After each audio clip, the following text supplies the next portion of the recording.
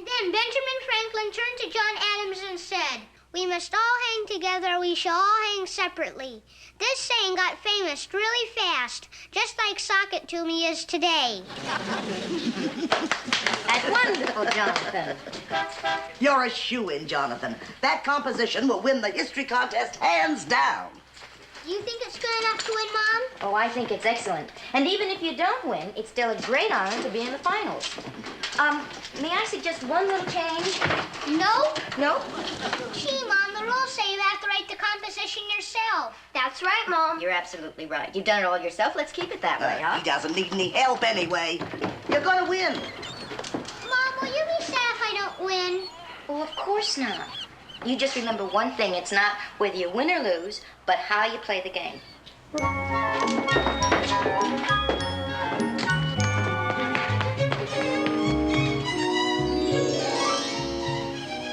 Good luck, lad. What was it you said about winning and losing not mattering? Oh, something some 20th century wise men said. A 19th century wise man said, "I've won and I've lost, and winning is better." What 19th century wise man said that? Me.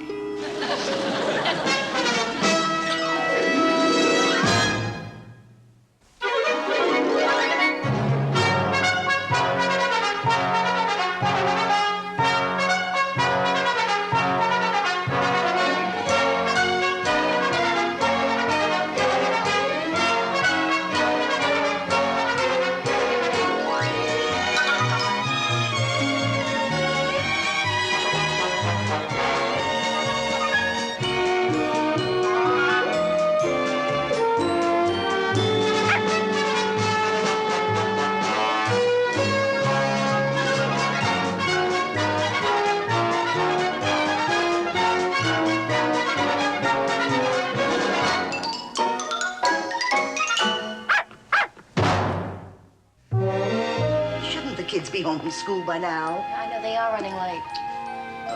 Well, maybe Jonathan lost the contest and he's ashamed to come home. Oh, no, Martha, I think we're all carrying on a little too much about this contest. I mean, it just isn't that important.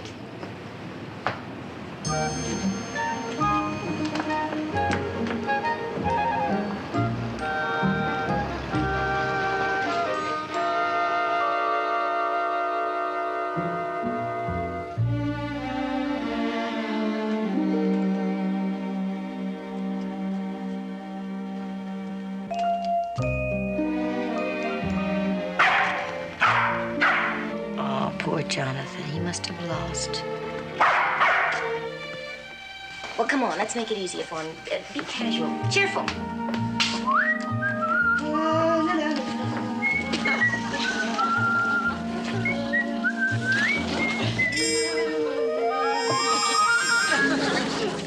Thank you.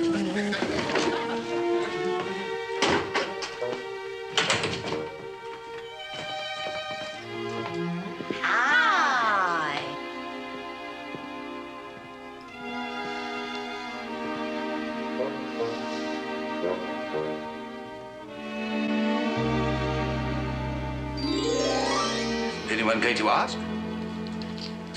Jonathan, is there something you want to tell me? Yes, Mom, I won. Oh, Jonathan, I'm so sorry. But don't feel badly, I'm sure. You what? I won! He won! Congratulations! No, just a minute. Just what did you win? An encyclopedia. And Danny Shoemaker won a pen and pencil set. Listen, are you going to have a ceremony at school? No, there's going to be a party Friday at the Lobster House. Oh. And the PTA is going to be there, and the Chamber of Commerce. And guess who's giving us the prizes? Who? Rutledge Adams, a relative of John Adams. A distant relative, I take it. I have to read my winning composition in front of grown-ups. Well, I want you to know we're all very proud of you, Jonathan. Martha and Candy and Scruffy. All of us. Very important. Order, please. Order. Quiet, please. People, please, quiet. You're all out of order. Now, I cannot proceed unless there is order. Please, order. You see what you made me do? Now, We have all agreed on the menu. Well, is that correct? Now, it's shrimp. It is shrimp. And the opening with an entrance by the Schooner Bay Drum and Bugle Corps. And then we'll get right to business with the invocation. I'll do that. Would you mind a suggestion, Claymore? You're out of order, Norrie.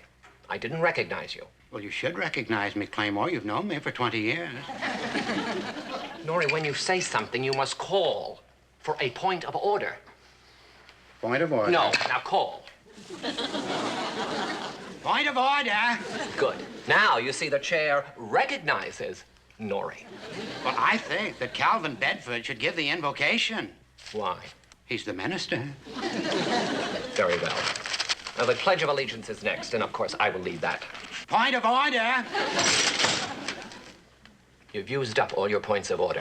The Pledge of Allegiance is next. Then after my opening remarks... Mayor should give the opening remarks, Claymore.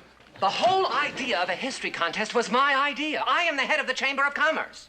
Now, after my opening remarks, we will have the awarding of the prizes. I, of course, will present the runner-up Well, award. Claymore, Mr. Rutledge Adams should do that.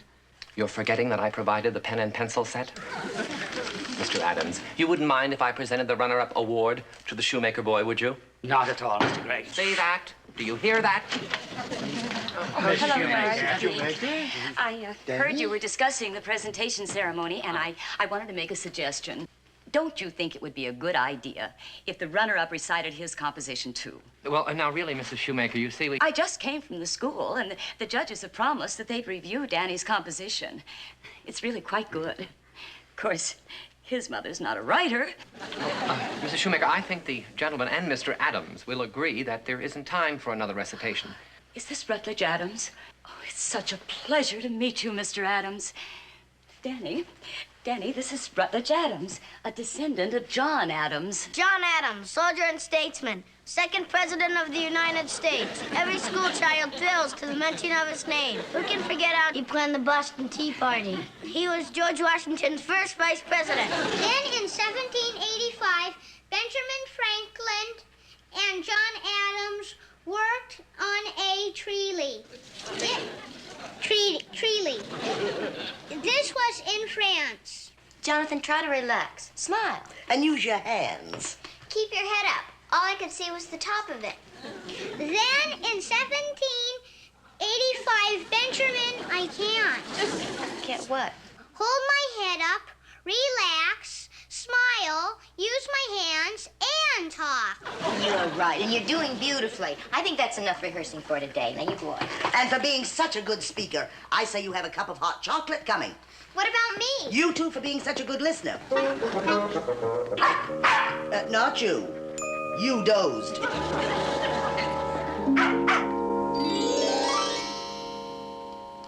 You missed the rehearsal, Captain. Deliberately, madam. I want to wait for the actual ceremony.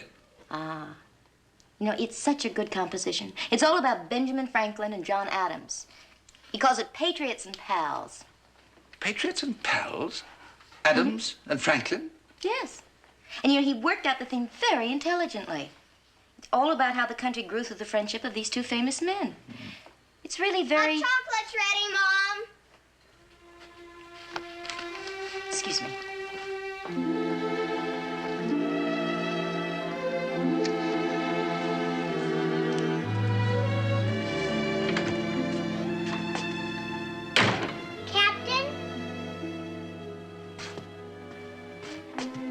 Captain? Oh, you have my composition. Hello there, lad. How do you like it? Well, Jonathan, it's well written. Very well written, lad. It won first prize. Yes, I know. Congratulations. Jonathan, where did you get all the information about John Adams and Benjamin Franklin? From the school library. And the library book said that they were pals? They were patriots, too. Yes, they were certainly patriots. But they were by no means pals. But the book says. Sometimes books are mistaken, Jonathan. The fact is that Mr. Adams and Mr. Franklin were not too fond of each other. They weren't? No. Did you know them? Oh, come now, I'm not as ancient as that. I did know Temple Franklin. Who's Temple Franklin? Benjamin's grandson. He told me quite a lot about his grandfather and John Adams. See, Jonathan, the fact is that John Adams was somewhat jealous of Benjamin Franklin. Franklin was a much more famous man. And when Adams went to France, he went not so much to assist Franklin as to spy on him. Spy? Yes, spy. Maybe I should change my composition. Deke, would you pardon me, please? Excuse me, Oh, Nori. this is lovely. I'd say you're doing an unusual nice job, Nori. It's Always just do. You wonderful. better get on with it. The dinner crowds do. All right, fine. People, places, please, everybody. Now, people, mothers, children, gentlemen, please take your places, sir. We have a limited time. All right, now, after my opening remarks, we come to the introduction of Mr. Adams. And then we will have the first presentation. Oh, Nori, would you give the pen and pencil set to Mr. Adams, please? Sure will. Thank you. Mr. Adams. Now, the runner-up in our county-wide history competition is Danny Shoemaker. We're up, Danny. Quickly, hurry. Now, Danny, your prize is a fine pen and pencil set presented by the Schooner Bay Chamber of Commerce. Courtesy Greg Realty Company. Phone Scooter Bay 778. Fine. Yeah, Danny, very nice, lovely. All right, now, this is important. When I come to the first prize announcement... Oh, that's my cue. I fetched the cyclopedia. No. I don't? No, you do not, Nori. Now, you come out with the prize after Jonathan's recitation. Oh. Mr. Adams, continue, please. And now, for the moment that we've all been waiting for, the prize-winning composition by Jonathan Muir, Patriots and Pals. Applause.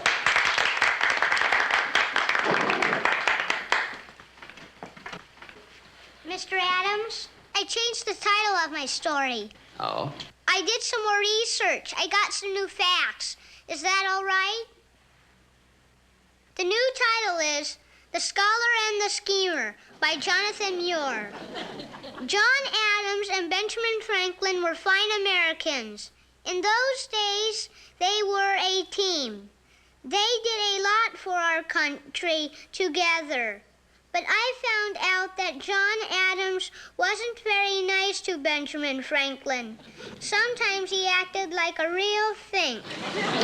Did he say think? Couldn't be. Maybe he said think. No, I heard him. He said Fink. Fink. F-I-N-K. John Adams told everybody that Franklin was a big spender, lazy, and a liar. Is this the composition that won first place? I changed it a little just to make it truer. Do you realize that you've insulted the memory of Mr. Adams's ancestor? It has a happy ending. Well, this is not the original composition. I think we ought to call the judge. Point of order! Point of order! Will you shut up, Nori? Keep your place. This is my restaurant and my floor, and I'm talking. Point of order! Well, I've told you, I've already spoken with Jonathan, and he still wants to read The Scholar and the Schemer. Mrs. Muir, Rutledge Adams is very upset. Schooner Bay stands to lose a lot of money through bad public relations. Tell her the school board's in a snip. Mrs. Muir, I demand to know where Jonathan got that irresponsible information. He got it from you-know-who. The boy has to go back to the old composition, Claymore. I know that. I'll work on him. Better work fast, Claymore. Ceremony's tomorrow night. I'll appeal to his good judgment, his sense of honor. And if that doesn't work, I'll offer him a bribe. Jonathan Muir got sent home from school today. What did you say about Jonathan? He got sent home from school today. He was in the principal's office and everything. And his history teacher was there, too. Jonathan's in trouble. Jonathan's in trouble. Jonathan's in trouble. Stop that! Jonathan's in trouble. It's all about that dumb composition, I bet. I should have won in the first place. Jonathan's composition was better. My mother says anybody who'd write such things about John Adams is un-American. Jonathan's un-American. Stop it! He's not. Jonathan's a liar.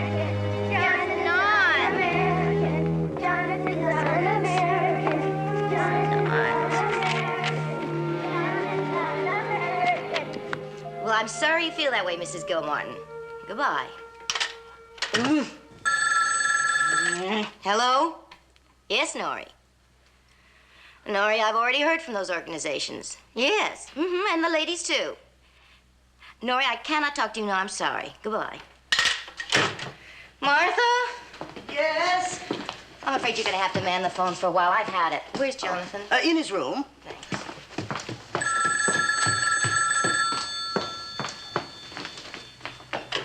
Good afternoon, the Alamo. No, Mrs. Muir isn't here now. She's out looking for a street riot to find some peace and quiet.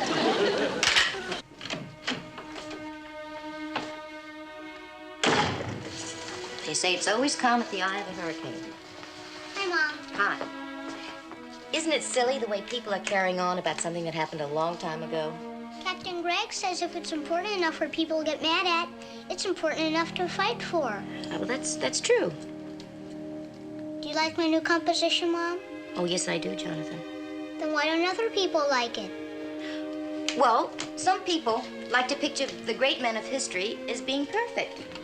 And when you showed that John Adams wasn't exactly perfect, I guess they got upset. But nobody let me get to the good part.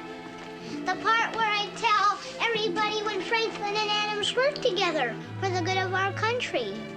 They didn't like each other, but they put our country first. That's a very, very fine theme, Jonathan. And it isn't fair for them to take first prize away from me. Is it, Mom? I guess they think it's fair. Jonathan, suppose I buy you an encyclopedia. It wouldn't be like winning first prize. Well, you're going to have to decide which is more important to you. Changing your composition or winning first prize. Do you want me to go back to the old composition? Do you, Mom? Well, why don't we think about this some more?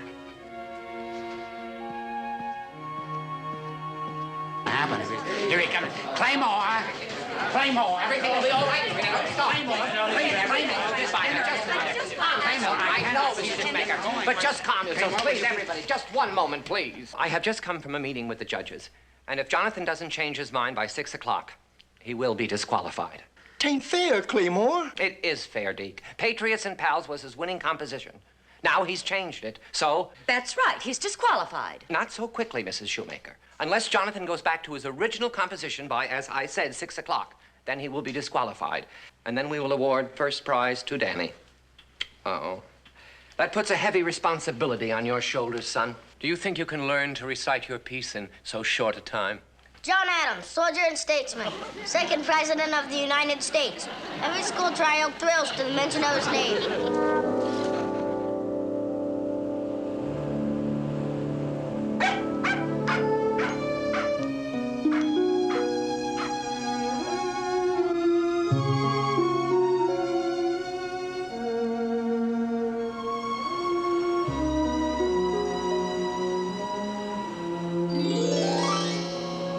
Mrs. Muir, it pains me to see you look so troubled. But it's just so frustrating. Jonathan needs me, and I don't know how to help him. The information I gave him seems to have stirred up a bit of a tempest. Oh, it's not your fault, Captain. I know you meant well. Well, cheer up, Mrs. Muir. The lad will weather it. Well, I just hate to see him shoulder all that responsibility. Yes, I understand what you mean. Still, Jonathan is in the right, and he must stand by the right. They'll take first prize away from him, and he'll be hurt for being right. Throughout history, men have been hurt for being right. Yes, men have. But Jonathan's just a little boy.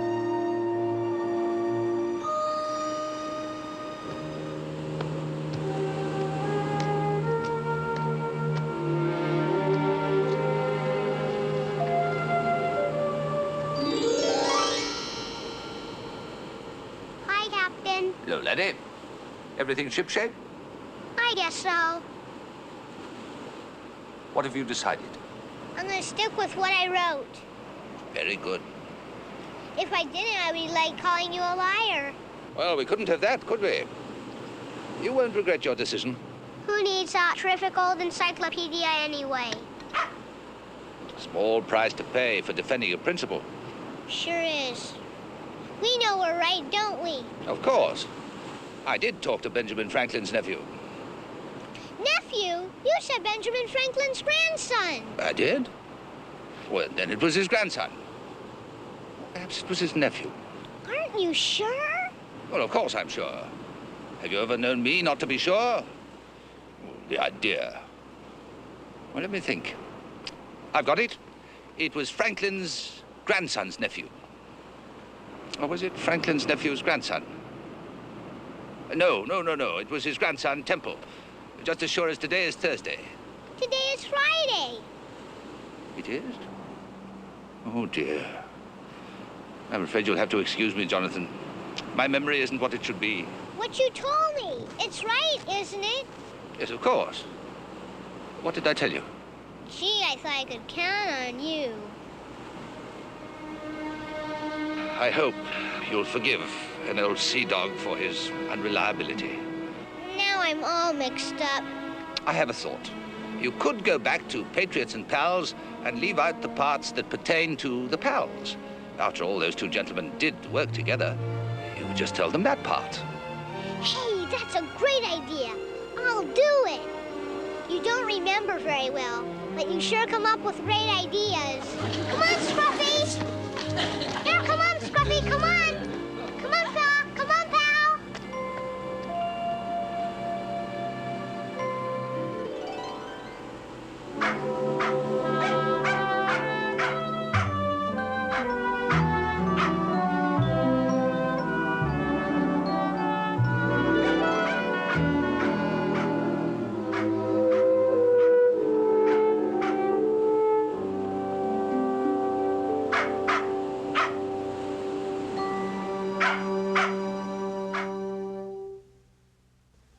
Now take these.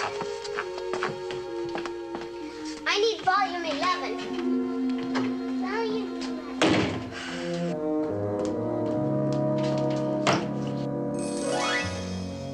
11. Well, Captain, all's well that ends well. Well, let's just say that all's well that ends. Aren't you happy the way things turned out?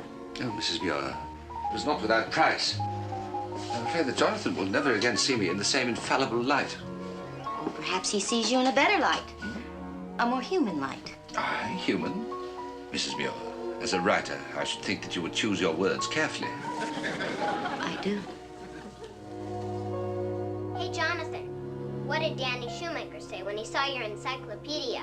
He said he liked his pen and pencil set better. You know, when I was young, I thought an encyclopedia was something you could ride.